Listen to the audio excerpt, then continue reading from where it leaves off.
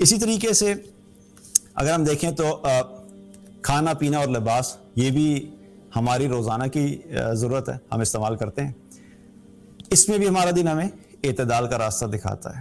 کھانے پینے کے بارے میں اللہ تعالیٰ نے کیا فرمایا قرآن میں؟ وَكُلُوا وَاشْرَبُوا وَلَا تُسْرِفُوا إِنَّهُ لَا يُحِبُّ الْمُسْرِفِينَ، کہ تم کھاؤ پیو لیکن اسراف نہ کرو، بے شک اللہ تعالیٰ اسراف کرنے والوں کو پسند نہیں کرتا. کھانے پینے کے معاملے میں بھی اللہ تعالیٰ نے ہمارے لیے ایک بہت لمبی لسٹ حلال کی، بلکہ یوں کہا کہ چند چیزیں حرام کی، اس کے علاوہ جو ہے نا ان کے علاوہ اللہ تعالیٰ نے سب چیزیں حلال کی. ان حلال چیزوں میں سے ایک تو چیز حلال ہونی چاہیے اور دوسری طیب ہونی چاہیے، یعنی صاف بھی ہونی چاہیے، پاک ہونی چاہیے. اور کھانے کے اعتبار سے اگر ہم اپنا رویہ دیکھیں تو کیا ہوتا ہے کہ اس میں بھی کئی دفعہ ہمیں ایکسٹریم سچویشن نظر آتی ہیں. کچھ لوگ یہ سمجھتے ہیں کہ بالکل نہ کھانے کے برابر ہی کھانا یہی تقویٰ ہے، اور وہ بالکل کھانا چھوڑ دیتے ہیں، کہتے ہیں نہیں بھی یہ کھانا جو ہے نا یہ تو خلاف تقویٰ چیز ہے، اور بالکل ہی جو ہے نا وہ کھانا اتنا کم کر دیا کہ بالکل کمزور ہو جاتے ہیں، لاغر ہو جاتے ہیں اور اپنی صحت کا بھی خیال نہیں رکھتے. اور کچھ ایسے ہوتے ہیں کہ جو کھانا اس طرح کھاتے ہیں کہ مقصد زندگی کھانا ہے، صبح دوپہر شام صرف کھانا. پچھلے دنوں میں ایک ویڈیو دیکھ رہا تھا یوٹیوب پہ، تو کوئی ایک نوجوان تھا کسی ایک شہر کا، اس کے بارے میں ویڈیو تھی کہ بھئی یہ بڑا ہائٹ بھی اس کی اچھی ہے، تو یہ بڑی بلڈ بھی اچھی ہے، تو اس کا ڈائٹ دکھاتے بھی آپ کھاتے کیا ہیں. تو وہ سامنے اس نے کوئی 8-10 روٹیاں رکھی ہوئی تھیں، پھر اس نے بتایا جی میں اتنی روٹیاں کھاتا ہوں، اتنے پراٹھے صبح کھاتا ہوں، اتنے پراٹھے شام کو کھاتا ہوں، 2 کلو دودھ پیتا ہوں، اور پتہ نہیں 2 کلو گوشت کھاتا ہوں روزانہ. تو میں یہ دیکھ رہا تھا، سوچ رہا تھا کہ یہ واقعی مقصد زندگی اس کو بڑا کلیئر ہے کہ میری زندگی کا مقصد کھانا ہے. At least is clear about it کہ بس یہ میں نے کام کرنا ہے، کھانا پینا اور ایکسرسائز. تو کچھ لوگ ایسے ہوتے ہیں کہ کھانے کو مقصد زندگی بنا کے چلتے ہیں، یہ دوسری ایکسٹریم ہے. تو یہاں پہ بھی ہمیں ایک بیلنس ہمارا دین ہمیں سکھاتا ہے کہ ٹھیک ہے ہم نے کھانا ہے، لیکن کھانا ہماری زندگی کا مقصد نہیں ہے، یہ ضرورت ہے. اور اس کے بارے میں بھی آپ صلی اللہ علیہ وسلم نے ایک حدیث میں بڑے اچھے طریقے سے ہمیں بتایا کہ انسان کو اپنے کھانے سے ریلیٹڈ کس طریقے سے بیلنس لے کے آنا چاہیے. آپ صلی اللہ علیہ وسلم نے فرمایا کہ آدمی نے شر کے لحاظ سے پیٹ سے برا برتن کوئی نہیں بھرا، یعنی کہ جب انسان پیٹ کو ہر وقت بھرا رکھنے کے لیے اور کھانا کھائے اس لیے کہ بس سانس آنا بند ہو جائے اتنا کھانا کھائے، تو یہ ایک بہت بڑی شر ہے، اور اس سے بڑا شر جو ہے وہ پیٹ سے برا برتن جو ہے وہ شر کے لحاظ سے نہیں ہے. اور پھر آپ صلی اللہ علیہ وسلم نے بتایا کہ انسان کو زندہ رہنے کے لیے اتنے لقمے کافی ہیں جو اس کی کمر کو سیدھا رکھ سکیں، یعنی کھانا اتنا کھاؤ کہ تمہاری کمر سیدھی رہ سکے، تم صحت مند رہو، اور اس صحت کو استعمال کرتے ہوئے ہم نے اللہ کو راضی کرنا ہے. کیونکہ ظاہر ہے اللہ کی عبادت کرنی ہے، اللہ کی بندگی کرنی ہے، اللہ کے دین کا کام کرنا ہے، اللہ کو راضی کرنا ہے، تو اس کے لیے محنت چاہیے، مشقت چاہیے. اگر انسان فزیکلی فٹ نہیں ہوگا، فزیکلی بالکل کمزور ہوگا، صحت ٹھیک نہیں ہے، تو یہ سب کام کرنا بھی مشکل ہو جاتے ہیں.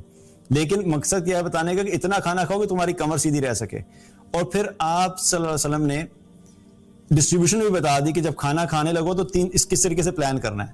آپ نے فرمایا کہ پیٹ کو 3 حصے میں ڈیوائیڈ کر دو، فزیکلی ڈیوائیڈ نہیں کر دو، یعنی کھانے کے اعتبار سے کہ جب کھانا کھاؤ تو پیٹ کا 1/3 حصہ کھانے کے لیے، 1/3 جو پورشن ہے وہ کھانے کے لیے، اس کا 1/3 حصہ پانی کے لیے، اور 1/3 ہوا کے لیے. یعنی کچھ حصہ پیٹ کا خالی بھی رکھنا، اس کو بالکل ایسے نہیں بھرنا کہ جب کھانا کھائیں تو گلے تک کھانا آ جائے. تو یہ بیلنس ہمیں دیا گیا کہ اس میں بھی بیلنس رکھنا ہے کہ کھانا کھائیں لیکن اس میں بھی اعتدال کا معاملہ. اور اسی طریقے سے لباس کا بھی معاملہ ہے کہ جب ہم لباس پہنتے ہیں اس میں بھی کیا ہوتا ہے، افراط و تفریط ہوتی ہے، بہت زیادہ کنفیوژنس بھی ہوتی ہیں. کچھ لوگ خاص قسم کے لباس کو بالکل ایک پکا سمجھ لیتے ہیں، بس اس کے علاوہ کچھ نہیں پہنا جا سکتا. لباس کے اعتبار سے بھی یاد رکھیے کہ ہمارا دین ہمیں گائیڈ لائنس دیتا ہے، اور ہمارے دین کی خوبصورتی یہ ہے، کچھ چیزیں جن کے بارے میں بلیک اینڈ وائٹ سمپل اللہ تعالیٰ نے یس نو والے آنسر بتائے. یعنی شرک کی بات ہے، شرک کے بارے میں بالکل بلیک اینڈ وائٹ کلیئر ہے کہ اللہ تعالیٰ شرک کو معاف نہیں کرے گا، باقی جس چیز کو چاہے گا معاف کر دے گا اگر وہ چاہے تو. شرک میں کوئی فلیکسیبلٹی نہیں دی کہ ہاں اگر تم تھوڑا سا شرک کرو گے تو شاید معاف ہو جائے، یا اگر ہفتے میں صرف 1 دن کیا اور 6 دن نہیں کیا، کوئی فلیکسیبلٹی نہیں ہے. جس شخص نے شرک کیا اللہ کی طرف سے کلیئر ہے کہ اللہ سبحانہ تعالیٰ اس کو معاف نہیں کرے گا، اور وہ شخص جنت میں نہیں جا سکتا. اور اللہ تعالیٰ نے قرآن میں اس چیز کو ذکر بھی کر دیا کہ اللہ تعالیٰ نے ایسے شخص پہ جنت جہنم کو جنت کو حرام کر دیا جو کہ شرک کرتا ہے. من یشرک باللہ فقد حرم اللہ علیہ الجنہ, کہ جو بھی اللہ کے ساتھ شرک کرتا ہے اس کے اوپر اللہ نے جنت کو حرام کر دیا ہے, فل سٹاپ. اس میں کوئی فلیکسیبلٹی نہیں ہے. شرک کیا, there is no way you can enter جنہ. ٹھیک ہے, کچھ چیزیں ایسی ہیں کہ جن میں فلیکسیبلٹی ہے.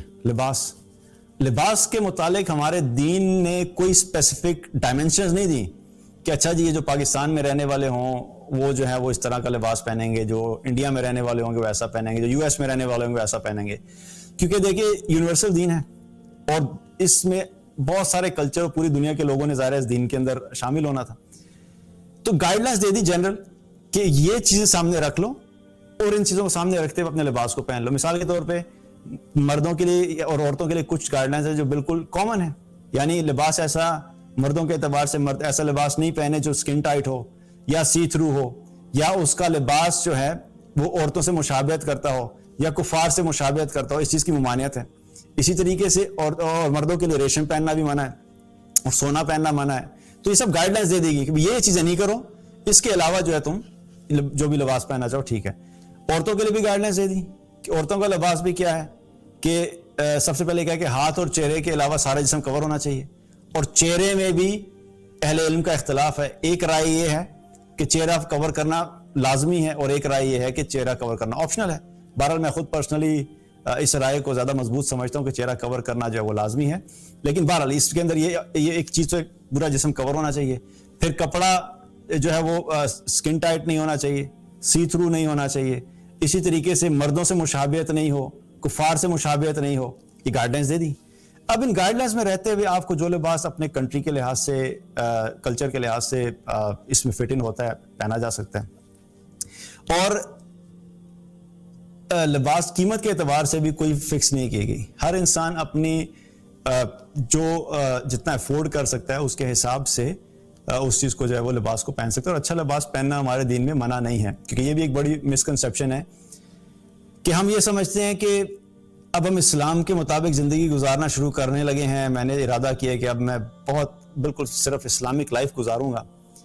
تو اس کے اندر کیا ہوتا ہے کہ انسان یہ سمجھتے ہیں کہ جب تک اب میں کوئی پرانے سے کپڑوں میں نہیں پھروں گا, ٹوٹی ہوئی چپلیں پہن کے نہیں پھروں گا, تو تب تک میں کوئی متقی پرہیزگار نظر نہیں آؤں گا. اچھا لباس پہننا ہمارے دین میں منع نہیں ہے. اور بلکہ ایک حدیث میں آتا ہے کہ جب آپ صلی اللہ علیہ وسلم نے تکبر کے بارے میں بتایا اور آپ صلی اللہ علیہ وسلم نے فرمایا کہ وہ شخص جنت میں نہیں داخل ہو سکتا جس کے دل میں ذرہ برابر بھی تکبر ہو. تو وہاں پر موجود ایک شخص نے عرض کیا اللہ کے رسول صلی اللہ علیہ وسلم, ہم اس چیز کو پسند کرتے ہیں کہ ہم اچھا کپڑا پہنیں اور اچھا جوتا پہنیں. ایک انسان کی فطرت ہے کہ انسان چاہتا ہے کہ ظاہری بات ہے گندا رہنا اور پرانے پھٹے پرانے کپڑے پہننا, یہ اللہ نے انسان کی فطرت میں بھی نہیں رکھا. الا یہ کہ ظاہر ہے کسی کے پاس پیسے نہیں ہیں اور وہ بالکل ہی افورڈ نہیں کر سکتا, تو فطرتی طور پہ انسان کا دل چاہتا ہے کہ وہ ایک اچھا لباس پہنے. تو جب یہ سوال کیا تو آپ صلی اللہ علیہ وسلم نے جواب میں کیا کہا کہ ان اللہ جمیل یحب الجمال, کہ بے شک اللہ تعالیٰ خوبصورت اور خوبصورتی کو پسند کرتا ہے. یعنی کہ اگر تم اچھا لباس پہن رہے ہو, اچھا لباس پہن کے تم بہتر لگ رہے ہو, تو اللہ پسند کرتا ہے اس چیز کو. اور پھر آپ صلی اللہ علیہ وسلم نے تکبر کو ڈیفائن کیا کہ تکبر یہ نہیں ہے کہ اگر تم اچھا لباس پہن رہے ہو یا تم نے اچھا کپڑا پہن لیا یا اچھا جوتا پہن لیا تو اس کا مطلب ہے کہ تم تکبر کر رہے ہو, تم متکبر ہو گئے. بلکہ تکبر کیا ہے, بطر الحق وغمت الناس. آپ نے فرمایا کہ تکبر یہ ہے کہ حق بات کو جھٹلانا اور لوگوں کو حقیر سمجھنا, یہ تکبر ہے. اچھا کپڑا پہننا یہ کوئی تکبر نہیں ہے. ہاں یہ ضروری ہے, یہ بات ضرور ہے کہ کپڑا پہنتے ہوئے انسان اس مقصد سے نہیں پہنے کہ میں نے لوگوں کو شو آف کرنا ہے, لوگوں سے کمپٹیشن کرنا ہے یا لوگوں کو یہ دکھانا ہے کہ میرے پاس بڑا مال ہے. اس نیت سے پہنے کہ اللہ نے مجھے مال دیا اور میں اللہ کی نعمت کا اظہار اپنے اوپر چاہتا ہوں کہ اللہ نے مجھے مال دیا. کیونکہ یہ بھی ایک حدیث سے ہمیں پتہ لگتا ہے کہ جب اللہ تعالیٰ کوئی نعمت دے تو اس کا اظہار انسان کے جسم اس کے لائف سٹائل میں نظر آنا چاہیے. دکھاوا نہیں ہو, ریاکاری نہیں ہو, لوگوں کے ساتھ کمپٹیشن مقصد نہیں ہو, تو کیا ہے کہ اللہ کی دی ہوئی نعمتوں میں سے اس چیز کو استعمال کیا جا سکتا ہے. تو یہاں پہ بھی کیا پتہ لگتا ہے کہ ہمیں ہمارا دین اعتدال کا راستہ دکھاتا ہے. اور خرچ کرنے کے اعتبار سے بھی لباس میں بھی کیا ہے کہ اب بہت زیادہ مال ایک جوڑے پہ خرچ کرنا یہ بھی کوئی اجازت ہے اگین میں یہاں پہ یہ نہیں کہہ اجازت نہیں ہے، لیکن کوشش یہ کرنی چاہیے کہ انسان اپنی زندگی اور اپنے لائف سٹائل کو اس طریقے سے رکھے کہ وہ سسٹینیبل ہو، کہ آج اگر ہے تو انسان سارے پیسے کپڑے پہ لگا دیے، اور کل جب مال کم ہو گیا تو اتنے بھی نہیں ہو رہے کہ جتنے ایک اچھا ریزنیبل کپڑا خریدا جا سکے. تو اگر آپ زندگی میں شروع سے ہی ایک بیلنس لائف لے کے چل رہے ہیں کہ مال بہت زیادہ ہے تو تب بھی ایک سرٹن لائف سٹائل ہے، اور اگر تھوڑا کم ہو گیا تو تب بھی ایک سرٹن لائف سٹائل ہے، تو ایسی زندگی کو گزارنا، اور ایسی زندگی میں انسان کے اوپر سٹریس لیول کم ہوتا ہے، کیونکہ اس کو پتا ہوتا ہے کہ اچھا ٹھیک ہے، ہوا تب بھی اتنا ہی کروں گا، نہیں ہوا تب بھی اتنا ہی کروں گا، میں بہت زیادہ نہیں خرچ کر رہا. تو کپڑوں کے لباس کے اعتبار سے بھی ہمیں اس چیز کا خیال رکھنا چاہیے.